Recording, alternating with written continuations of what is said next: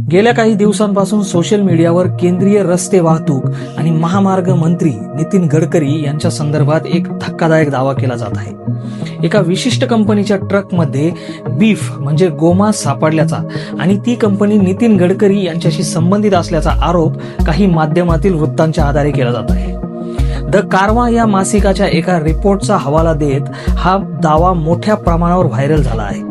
मात्र या प्रकरणाचे सखोल विश्लेषण केले असता यात अनेक विसंगती आणि तथ्यांची मोडतोड असल्याचे समोर आले आहे. जय श्रीराम, मी अमोल कोते पाटील आणि भारत न्यूज मध्ये आपलं स्वागत आहे. काय आहे नेमकं हे प्रकरण? व्हायरल व्हिडिओ आणि रिपोर्टनुसार हे प्रकरण 10 मार्च 2022 रोजीचं आहे. लोणावळा पोलिसांनी एका निनावी खबरीच्या आधारे रात्री 3:30च्या सुमारास एक ट्रक अडवला होता. या ट्रकमध्ये 60 लाख रुपये किमतीचं 28 टन मांस असल्याचा संशय होता. पोलिसांनी तत्काळ कारवाई करत हा ट्रक जप्त केला. भारतात विशेषतः महाराष्ट्रात 2015च्या दुरुस्तीनुसार गोवंश हत्या बंदी कायदा लागू आहे. त्यामुळे गोमांसाची वाहतूक करणे हा एक गंभीर गुन्हा मानला जातो. जप्त केलेले मांस हे गायीचे आहे की म्हशीचे हा तपासाचा मुख्य विषय होता. ट्रकच्या कागदपत्रांवर रेम्बल ॲग्रो अँड फूड्स या कंपनीचं नाव होतं. या कंपनीचा संबंध नितीन गडकरी यांच्याशी जोडण्याचा प्रयत्न सोशल मीडियावरील दाव्यांमध्ये करण्यात आला आहे. यात गडकरीचं नाव आलं कुठून? या प्रकरणाचे विश्लेषण करणाऱ्या माहितीनुसार ज्यावेळी पोलिसांनी ट्रक चालकाची चौकशी केली तेव्हा त्याने रेहमान अहमद कुरेशी असं नाव घेतलं. संपूर्ण पोलीस तपासात FIR मध्ये किंवा कोणत्याही अधिकृत कागदपत्रात नितीन गडकरी यांचं नाव कुठेही नमूद केलेलं नाही. मग हा संबंध जोडला कसा गेला? द कारवाच्या लेखात असा दावा करण्यात आला आहे की रेम्बल ॲग्रो ही कंपनी सियान ॲग्रो या कंपनीशी संबंधित आहे, जी गडकरींच्या मुलाच्या मालकीची आहे. याला नॅरेटिव्ह मॅनिप्युलेशन किंवा कथा रचण्याचं तंत्र म्हटलं जातंय.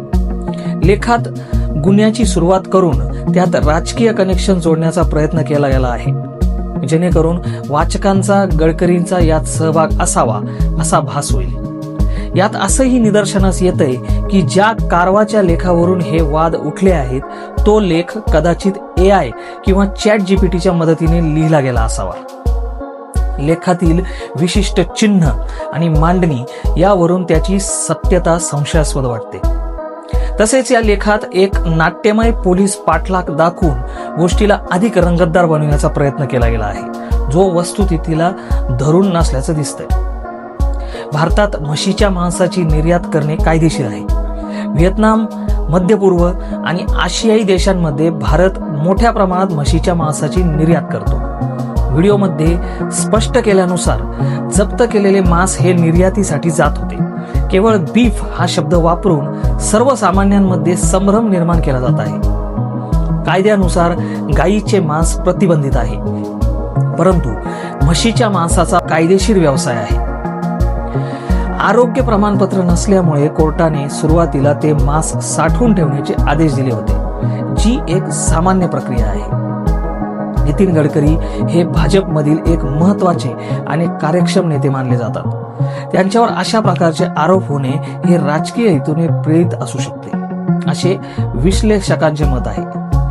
द कारवाच्या लेखाच्या शेवटी वाचकांना सबस्क्रिप्शन घेण्याचे आवाहन करणे हे केवळ आर्थिक फायद्यासाठी खळबळजनक बातम्या पसरवण्याचा प्रकार असू शकतो.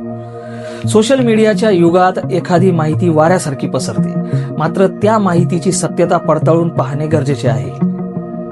नितीन गडकरी यांच्या संदर्भातील या दाव्यांमध्ये कोणताही ठोस पुरावा मिळालेला नाही. पोलीस तपास, FIR किंवा प्रत्यक्ष जप्तीमध्ये त्यांचा कोणताही सहभाग आढळून आलेला नाही. महत्वाचे मुद्दे म्हणजे घटना मार्च 2022 ची आहे, जी आता पुन्हा व्हायरल केली जात आहे.